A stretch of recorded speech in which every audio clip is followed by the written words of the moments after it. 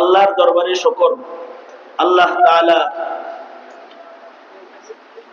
কওমি মাদ্রাসা সংগঠনের ওলামা হযরতদের আয়োজনের একটি বৃহৎ প্রোগ্রামে শত শত ওলামা হযরতদের উপস্থিতি, এলাকার হাজার তলবে ইলম যে সংগঠনের সাথে জড়িয়ে এই মাহফিলে হাজির হয়েছে এবং মুরব্বীরা উপস্থিত হয়েছেন। এই চান্দিনা থানার আকাবির হযরতগণ সকলেই কদম রেখেছেন। এরকম একটি বরকতি সম্মেলনে আল্লাহ তাআলা আমাদেরকে শামিল হওয়ার তৌফিক দান করেছেন। এই জন্য কালিমাতুশ শুকর, আলহামদুলিল্লাহ। নির্দেশ করা হয়েছে আমাকে কিছু বলার জন্য, তাই বরকতের নিয়তে আয়াত এবং হাদিস আপনাদের সামনে পেশ করেছি। এগুলোকে সামনে করে সংক্ষেপে কিছু কথা। ঈমানের পরে মুসলমানের কাছে সবচেয়ে বড় নিয়ামত, সবচেয়ে দামি নিয়ামত হলো ইলমি দ্বীনের নিয়ামত। নবীরা ইলম নিয়ে আগমন করেছেন। নবীরা দুই জিনিস নিয়ে আগমন করেছেন। নবীরা তাওহীদ নিয়ে আগমন করেছেন, নবীরা ইলম নিয়ে আগমন করেছেন। মানুষ যখন আল্লাহ পাকের পরিচয় ভুলে গেছে, তো আল্লাহ পাকের সাথে পরিচয় করায় দেওয়ার জন্য, একাত্মবাদ শিক্ষা দেওয়ার জন্য যুগে যুগে নবীর আগমন হয়েছে।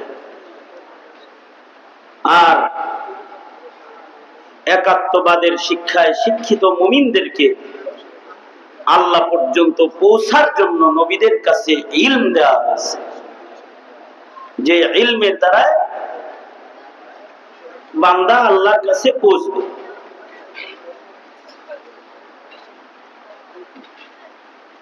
ইলমের মূল্য যারা বুঝে না, তারা এক সময় ইমানের ঘরে জন্ম হওয়ার পরেও তাদের আল্লাহর সাথে মারিফত নষ্ট হয়ে যায়, ইলমের কদর দানি না করলে।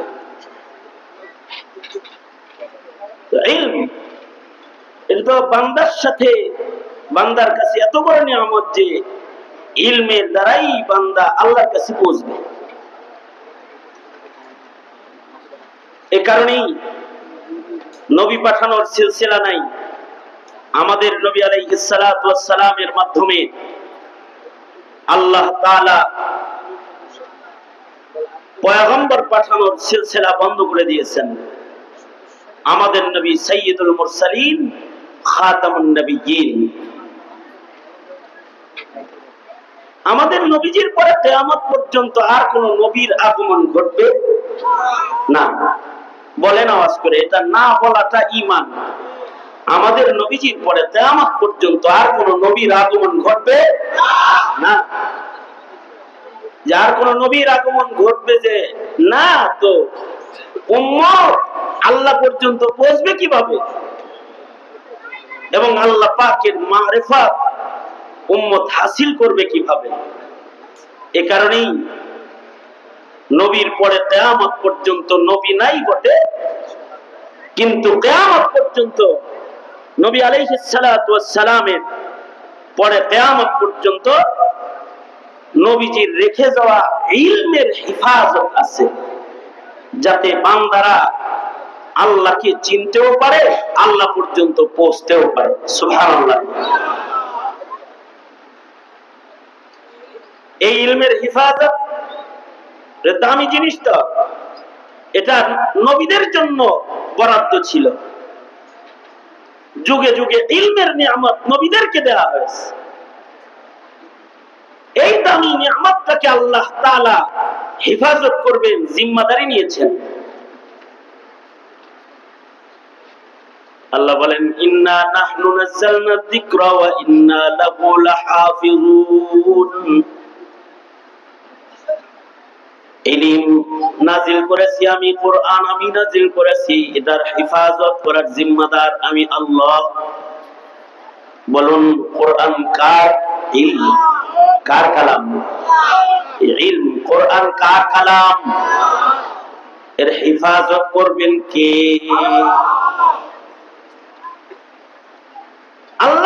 এটার কিয়ামত পর্যন্ত হেফাজত করবেন। এ কারণেই ইলম আল্লাহ তাআলা আল্লাহর নির্বাচিত মানুষদেরকেই দান করবেন। নবুয়ত যেমন মুনতাখাব নির্বাচিত, কাকে ইলম দেওয়া হবে এটাও নির্বাচিত। কারণ ইলম আল্লাহ তাআলা যাকে দান করবেন সে নবীর নায়েব হবে। এটা এই উম্মতের শান। পৃথিবীর মাটিতে কোন নবীর উম্মতের ভেতরে নায়েবে নবী নাই, নায়েবে নবী নাই। কারণ হলো কোন নবীর ইলম হেফাজত করার দরকার নাই, দরকার হয় না। এক নবী আগমন করেছেন, তিনি চলে গেছেন, নতুন নবী এসেছে, নতুন ইলম এসেছে। জবুর এসেছে, তাওরাত এসেছে, ইনজিল এসেছে। নবীর মাধ্যমে এই ইলম জাতির কাছে আসছে। নবী চলে গেছে, ধীরে ধীরে এই ইলম বিদায় নিয়ে চলে গেছে। আসল তাওরাত, আসল ইনজিল, আসল জবুরের অস্তিত্ব নাই। পয়গম্বরের বিদায় হয়েছে তো ইলমেরও বিদায় হয়ে গেছে। কিন্তু আমাদের নবী আলাইহিস সালাতু ওয়াস সালামের কাছে ইলমের ভান্ডার কুরআন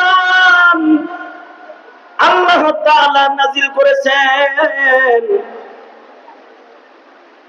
নবীজি ১৫০০ বছর আগে চলে গেছেন, কিন্তু নবীজির উপরে অবতীর্ণ কোরআন আছে, থাকবে কিয়ামত পর্যন্ত।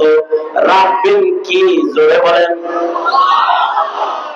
রাখবেন স্বয়ং আল্লাহ।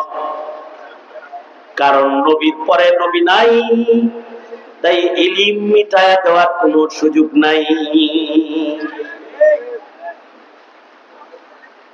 ইলম যে জমিনে থাকবে, ইলম যেহেতু আল্লাহ সিফাত, আল্লাহর নূর, এই নূর বান্দাকে দিয়ে আল্লাহ ধনী করে। আল্লাহ তাআলা এই নূর যাকে তাকে দিবেন না। কিছু মানুষকে আল্লাহ তাআলা ইলমের দ্বারা তাদের দারাজাতকে বুলন্দ করবেন। ঈমানদারদের মধ্যে কিছু মানুষ ইলম পেয়ে যাবে, আর যারা ইলম পেয়ে যাবে খিয়ারুহুম ফিল ইসলামি ইদা ফাকিহু, তাদের মূল্য আল্লাহর কাছে আলাদা হয়ে যাবে। তারা ইলম পাবে এজন্য আলাদা।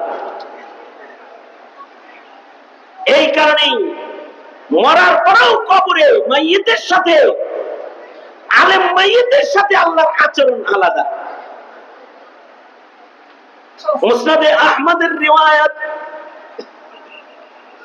আল্লাহর নবী বলেন, কোন হাফিজুল কোরআন যখন মারা যায়, কোন আলেমে দ্বীন যখন মারা যায়, যেহেতু তাকে আল্লাহ তাআলা ইলম দান করেছেন, তার সিনায় ইলম আছে, ইলম কোরআন আছে, হাদিস আছে, এ যখন মারা যায় আর তাকে যখন কবরে রাখা হয়, আশ্চর্য, আল্লাহর পক্ষ থেকে কবরের মাটির প্রতি ইলান হয়। আর বরজখের আযাবের প্রতি ইলান হয়, এই কবরের সাপ বিচ্ছুরা ওই কবরের ধারে কাছে যাইস না, এই মাটি সাবধান। এই যে আলেমে দ্বীনকে তোর কাছে রাখা হলো, হাফেজ আলেমকে রাখা হলো, তার দেহ তুই খাইস না। তার সাথে আল্লাহ পাকের পক্ষ থেকে আল্লাহ পাক বলেন যে আমার মাগফিরাতের মুআমালা। অপর হাদিসে আছে আল্লাহর রাসূল বলেন, ময়দানে মাহশরেও যারা আলিম, যারা ইলম হাসিল করেছে, যাদেরকে আল্লাহ তাআলা ইলমের নিয়ামত দান করেছে, তাদেরকে ময়দানে মাহশরে আল্লাহ তাআলা সাধারণ মানুষের সাথে দাঁড় করাইবেন না। ইন্নাল্লাহা ইয়াবাসুন নাসা ইয়াওমাল কিয়ামাহ সুম্মা ইউমাইয়িজুল উলামা। আলেমদেরকে আল্লাহ তাআলা ময়দানে মাহশারে আলাদা করবেন এবং তাদেরকে লক্ষ্য করে আল্লাহ তাআলা হাসরে বলবেন, ইয়া মাশারাল উলামা, হে আলেম সমাজ, যাদের সিনায় ইলম সংরক্ষণ হয়েছে, আলেম উলামা, তোমরা যারা হাসরের ময়দানে আজকে দাঁড়ায়ছো, তোমরা আমার নবীর নায়েব। নবী যেমন মুনতাখাব, তোমরা এরকম মুনতাখাব। ইন্নী লাম আযা ইলমি ফীকুম লিউআযিবাকুম, তোমাদের সিনার ভেতরে ইলম রাখছিলাম তোমাদের আযাব দেওয়ার জন্য নয়। তাই গফফার মালিকের আজকের ঘোষণা, ইযহাবু ক্বাদ গফারতু লাকুম, যাও তোমাদের মাফ করে দিয়েছি, সব জান্নাতে চলে যাও। মেহেরবানি করে দুনো হাত একটু উপরে তুললে খুশি হই, উপরে তুলে আমার লগে থাকেন। আমি যে কথা বলতেছি আমি যেন বুঝি আপনারা আমার সাথে আছেন। দুনো হাত সোজা করেন, নাড়াচাড়া দেন, জবান খুলে আওয়াজ করে বলুন সুবহানাল্লাহ, আর জোরে করে বলুন আলহামদুলিল্লাহ, লা ইলাহা ইল্লাল্লাহ। আল্লাহ পাকের শান মতো আওয়াজ দিয়ে, বড় আওয়াজে আল্লাহর বড়ত্ব বর্ণনা করার চেষ্টা করুন। বড় করে বলুন আল্লাহু আকবার, আল্লাহু আকবার। এই যেমন আমার দিকে ছিলেন, জাস্ট কিছু সময় আমার দিকে একটু থাকেন। আমি গত মাহফিলে হাজিরা দিতে পারি নাই, এবছর যেহেতু আবার হাজিরা হয়ে গেছে, সুতরাং আমি দুই চারটা কথা যেটা বলি, যারা আসছেন, আমি তো আমার আকাবিরদের কথা হুবহু তাকরার করতেছি, নকল করতেছি, একটি কথাও আমার থেকে না। সঙ্গত কারণে কথাগুলো আকাবিরদের কথা হিসেবে কানে নিলে আল্লাহ তাআলা হয়তো আকাবিরদের পথে চলার শক্তি দান করবেন। আমি যেটা বলতেছিলাম, ইলম এটা তো দামি জিনিস, এটা নির্বাচিত, যাকে তাকে ইলম দেয়া হয় না, যে সে ইলমের মালিক হয় না। ইলম আল্লাহ তাআলা তাকেই দান করেন যাকে আল্লাহ তাআলা ইলমের জন্য মনোনীত করেন। এই কারণে অনেকে 5 বছর ভরেও কোরআন মুখস্থ করতে পারে না। কিন্তু নোয়াখালী লক্ষ্মীপুরের এক ছেলে মাত্র 49 দিনে গোটা কোরআন মুখস্থ করে ফেলেছে। তার চেয়ে বেশি তেজ ধার ছিল আমাদের আকাবিরদের জেহেন। হানাফি মাযহাবের ইমামে মুহাম্মদ রাহমাতুল্লাহি আলাইহি, ইমামে আজম আবু হানিফার দরসে বসেছেন। জিজ্ঞাসা করেছেন, মুহাম্মদ আল্লাহর কালাম মুখস্থ করেছো নি, হাফেজ নি?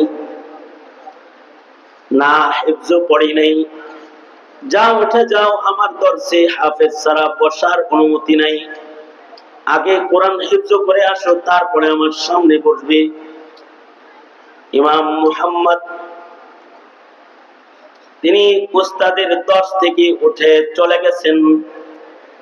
7 দিন পরে আবার এসে বসেছেন। নুমান বিন সাবিত বলে, মুহাম্মদ বলছি না হিফজ করে তারপরে আসবা? ইমাম মুহাম্মদ বলে, শুধু হিফজ কইরা আসি নাই, মারি খতম শোনায়া, বিনা লুকমায় কোরআন শোনায়া তারপরে আসছি।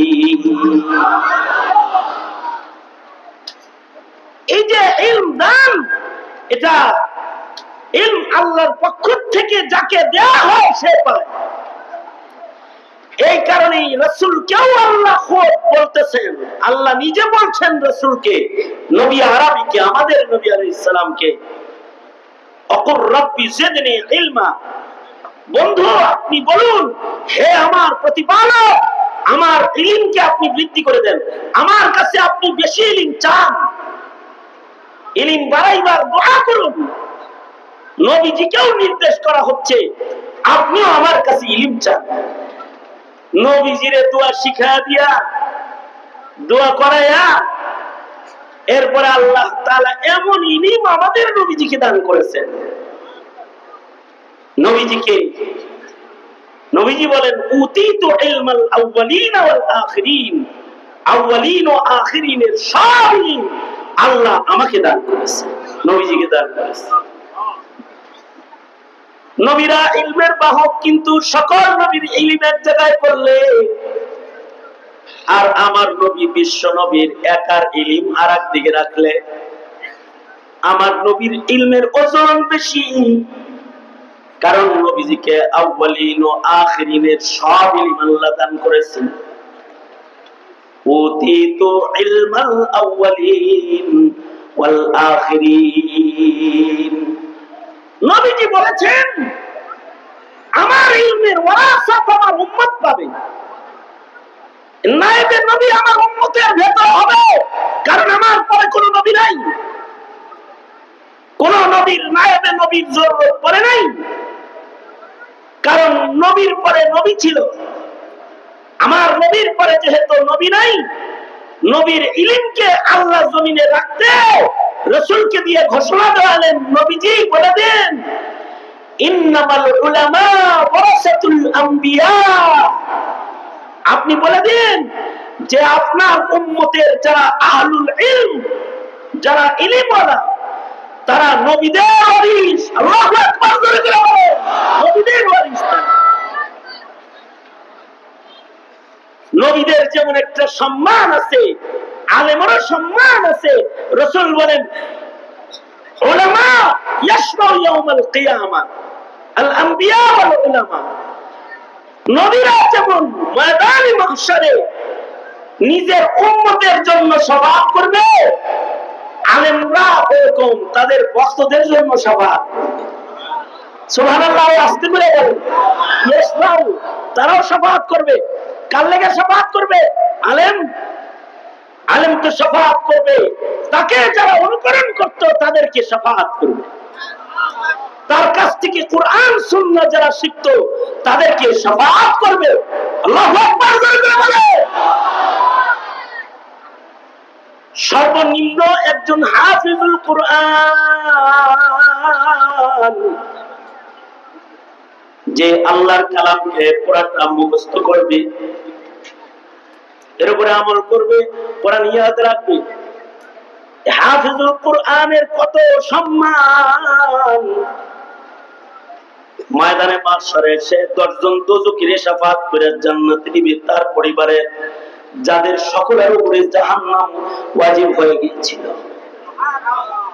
এবং এই হাফিজুল কোরআনের সিনাকে আল্লাহ ইলম সংরক্ষণের মাধ্যম বানাইছেন। এই কারণে এই সন্তান যাদের নুতফায়, যাদের নসলে জন্মগ্রহণ করেছে, তাদের আব্বা আম্মাকেও আল্লাহ সম্মান দান করেন।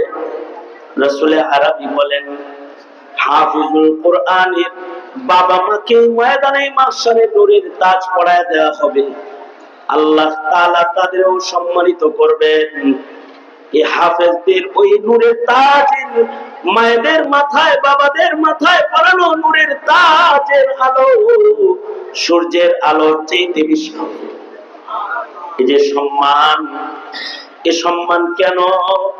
কারণ তাদের কাছে ইলম আছে। ইলম থাকার কারণে সম্মান।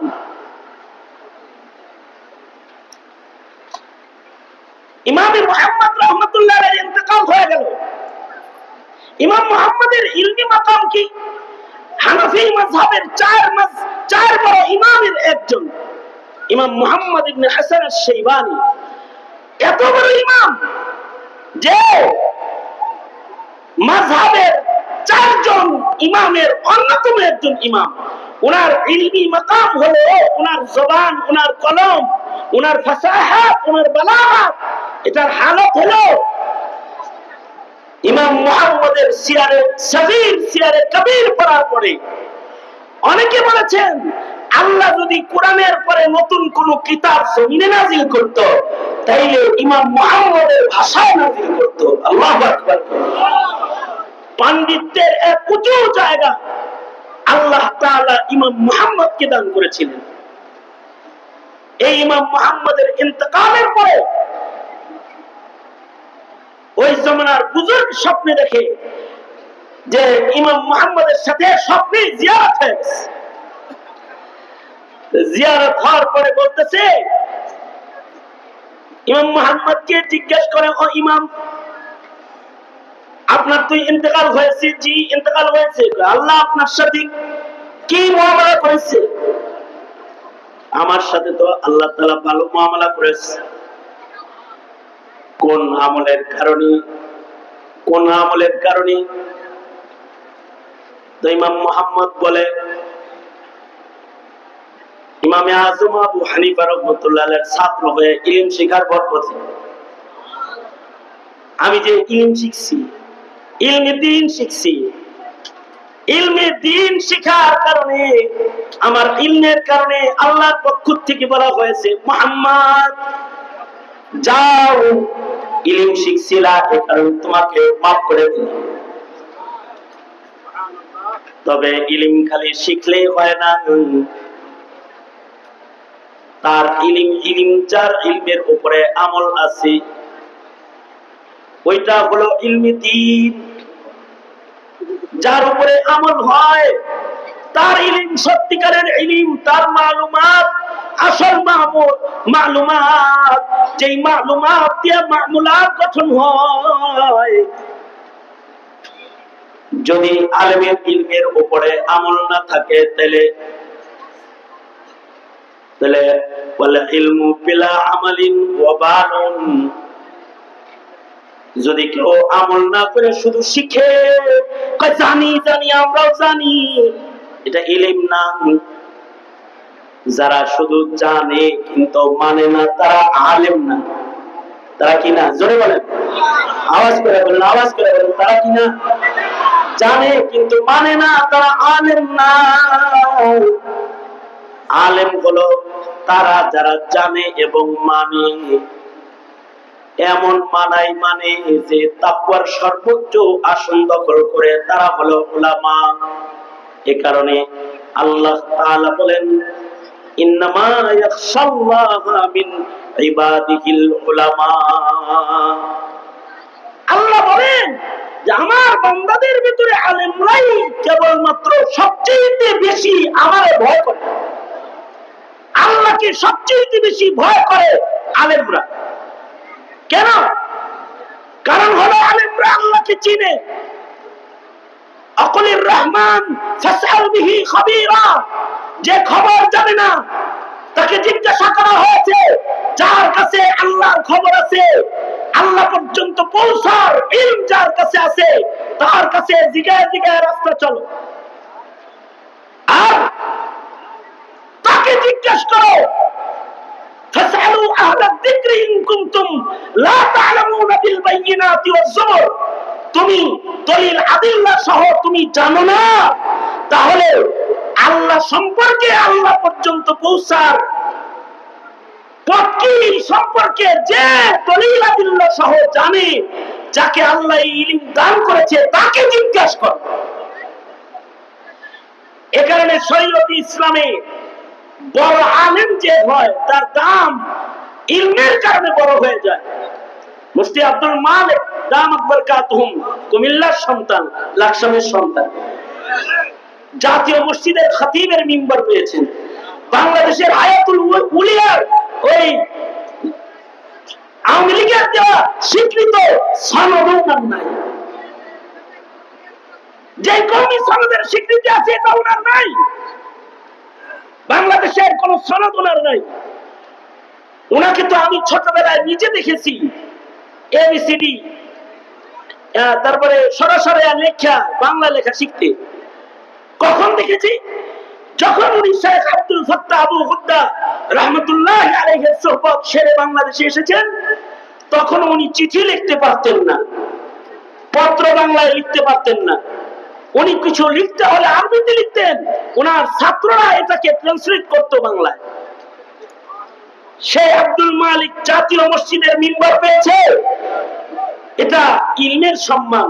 কারণ লোকটা যা দেখা যাইতেছে মাথার তালু থেকে পায়ের তালু পর্যন্ত, মাথার চাঁদি থেকে পায়ের তালু পর্যন্ত পুরোটা ইলম দিয়ে ভরা, ইলমের সম্মান। কারণ যার ভিতরে ইলম আসে তার সম্মান আল্লাহ বাড়িয়ে দেয়। কারণ ইলম বড় কিমতি জিনিস, এটা সবাইকে দেয়া হয় না। মাওলানা অনেকেই হয়, কিন্তু সত্যিকারের আলিমের নিসবত সবাই পায় না। ইঞ্জিনিয়ার তো অনেক আছে, অনেক ইঞ্জিনিয়ার রিক্সা চালায়, অনেক ইঞ্জিনিয়ার আছে মুদি দোকানদার। আমার এলাকায় অ্যাডভোকেট সাহেব আছে, অ্যাডভোকেট ডাক না দিলে রাগ করে, কিন্তু সে লাকড়ি বেচে। জীবনে কোনোদিন কোর্টের বারান্দায় যায় নাই, কিন্তু তাকে অ্যাডভোকেট বলে ডাক না দিলে রাগ হয়। কারণ হলো তার অ্যাডভোকেট ডিগ্রি আছে। ডিগ্রি থাকলে ওই অ্যাডভোকেট দিয়ে অ্যাডভোকেটগিরি হয় না। মাওলানা অনেক হয়, জ্ঞানী অনেক হয়, পিএইচডি অনেকে করে, জানাজানি অনেকের হয়, কিন্তু জানাজানির সাথে মানামানি যতক্ষণ পর্যন্ত হয় না, ততক্ষণ পর্যন্ত তার ইলম আল্লাহর কাছে দামি হয় না, সে আলেম হিসেবে স্বীকৃতি পায় না। ইলম যখন তাকে তাকওয়ার সর্বোচ্চ আসনে নিয়ে পৌঁছায় দেয়, তখন তার ইলমটা দামি হয়ে যায়। এখানে আবু বকরকে বলা হয় কানা আবু বকর আ'লামানা। আবু বকর সাহাবায়ে কেরামের মধ্যে সবচেয়ে বড় আলেম। কানা আবু বকর আ'লামানা। সোয়ালাখ সাহাবীর ভিতরে যদি প্রশ্ন করা হয় সোয়ালাখ সাহাবীর ভিতরে সবচেয়ে বড় আলেম কে, তাহলে উত্তর দিতে হবে আবু বকর সবচেয়ে বড় আলেম, এটা লিখতে হবে। কিন্তু আবু বকরের রিওয়ায়াত কত নাই।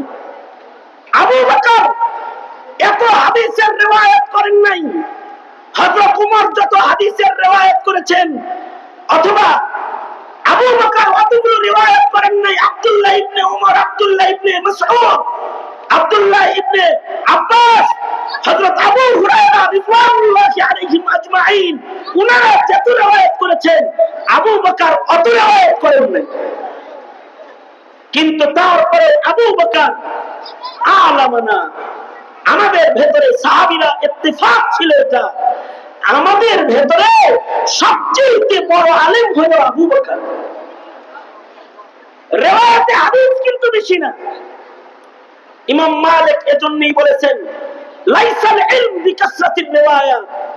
অনেক বেশি রিওয়ায়াত হলে এটাকে ইলম বলে না।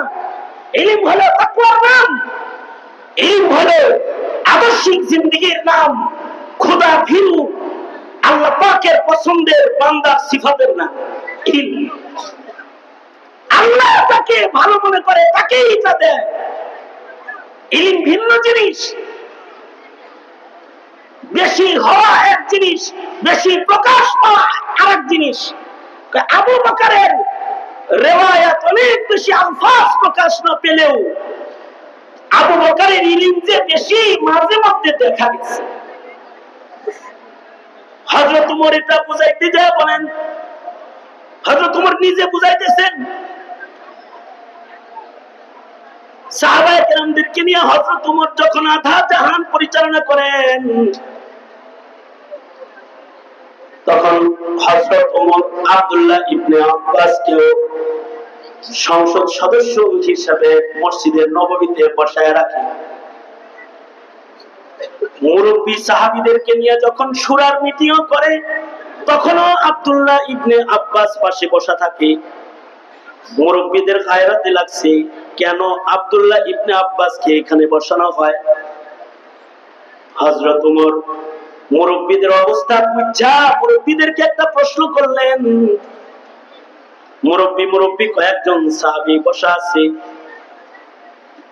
তাদেরকে জিজ্ঞেস করলেন, বলেন তো সূরা নসরের মাধ্যমে আল্লাহ তাআলা কি খবর দিয়েছে? সূরা নসরের মাধ্যমে আল্লাহ তাআলা ইসলামের বিজয় হবে খবর দিছে, নবীজিরে বেশি বেশি তাসবিহ পড়তে হবে, তাসবিহাত জিক্র আজকারের বিষয়ে বলেছে।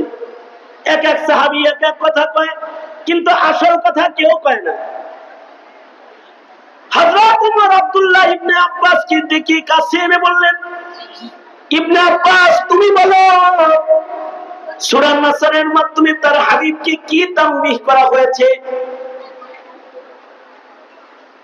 হযরত ইবনে আব্বাস বলে, সূরা নসরের মাধ্যমে হাবিবকে তামবিহ করা হয়েছে, আপনি হায়াত শেষ, জলদি জলদি আপনি আমার কাছে আসবেন। এই যে ইবনে আব্বাস যেমন এই কথাটা বুঝছে, এই কথাটা সাহাবায়ে কেরামের মধ্যে সর্বপ্রথম যিনি বুঝেছেন তিনি হলেন আবু বকর সিদ্দিক রাদিয়াল্লাহু আনহু, যিনি নবীর পাশে ঘুমায় রয়েছেন। সূরা নসর নাযিল হওয়ার পরে আমাদের মধ্যে আনন্দের ঢল নেমেছে যে আল্লাহ আমাদের বিজয় দিয়েছে, আল্লাহ আমাদের উপরে রাজি হয়ে গেছে, ইসলাম প্রতিষ্ঠা হয়ে গেছে, সবাই আনন্দিত হয়েছে। কিন্তু ওই সময় একজন কানা আবু বকর আ'লামানা, আবু বকর আমাদের মধ্যে সবচেয়ে বড় আলেম। আবু বকর তখন হাসেন নাই, আবু বকর তখন কেঁদেছেন। জিজ্ঞাসা করা হয়েছে, আবু বকর সবাই আনন্দিত, আপনি কাঁদেন কেন? আবু বকর বলে, আমি কাঁদি, আল্লাহর হাবিব আমার সরকার, আমার সরদারের বিদায়ের সময় কাছে এসেছে। ঈমান কোন জায়গায়? আবু বকর যে জায়গায় গিয়ে রাসূলকে চিনে মুহাব্বত করেছে, আর সাহাবায়ে কেরাম ইলমের যে জায়গা থেকে আল্লাহকে চিনেছে, আল্লাহকে মুহাব্বত করেছে, এই তরজ তরিকায় একমাত্র মুহাব্বত করার যোগ্যতা উম্মতের আলেম ছাড়া আর কারোর নেই, আর কারোর নেই। এ কারণে উম্মতের উলামায়ে কেরামের পান থেকে চুন খুশলে তাদের হৃদয়ে রক্তক্ষরণ হয়, তোমাদের রাতের ঘুম হয়, কিন্তু মৌলবী শাপলা চত্বরে যে বসে যায় যে নবীর ইজ্জত রক্ষার্থে জীবন দিব, ঈমান নষ্ট হতে দেব না। কারণ তার এই ইলম আছে যে এমন দুর্বল ঈমানের হাজার বছরের হায়াতের চাইতে সবল ঈমানের এক রাতের হায়াতের মূল্য অনেক বেশি। এ কারণে কখনোই যে জানে আর যে জানে না দুইজন সমান নয়। قل هل يستوي الذين يعلمون والذين لا يعلمون, বন্ধু আপনি বলে দেন যারা জানে আর যারা জানে না তারা দুইজন কি সমান? না না, আলেম আর জাহেল কখনো সমান হইতে পারে না। আলেমের কাছে আল্লাহর মারিফত আছে, আলেমের কাছে নবীর মারিফত আছে, আলেমের কাছে জায়েজ না জায়েজের খবর আছে। এদেশের মৌলবী যদি না থাকে আর মাদ্রাসার কওমি সংগঠন যদি বিদায় হয়ে যায়, তাহলে জাতি কপালে দুর্ভোগ আছে, শাহজালালের জমিনে ইমানদার তালাশ করে পাবে না। কারণ এরা যে ওই যে ওয়ারিসে নবী, নবীদের ওয়ারিস ওরাসত তারা পেয়েছে, এ কারণে জাতির সংকটে তারা জাতির পাশে দাঁড়িয়ে যায়। এই আলেম যারা, তারা অশ্রদ্ধার পাত্র নয়। আল্লাহর রাসূল শেষ সীমানা বলেছেন আও মুহিব্বান, আলেমকে সর্বশেষ সীমানা হলো ভালোবাসা। পারলে আলেমের ছাত্র হবা, পারলে আলেম হবা, না পারলে ছাত্র হবা, না পারলে সাহায্য করবা। তা যদি নাই পারো, আলেমকে ভালোবাসতে থাকবা, সাবধান দুশ্মন হবে না। দুশ্মন হলে কি হবে? হালাক হবে। হ্যাঁ, হালাকের দৃষ্টান্ত কি তোমরা দেখো না? এই তো 3 মাস আগে আওয়ামী লীগ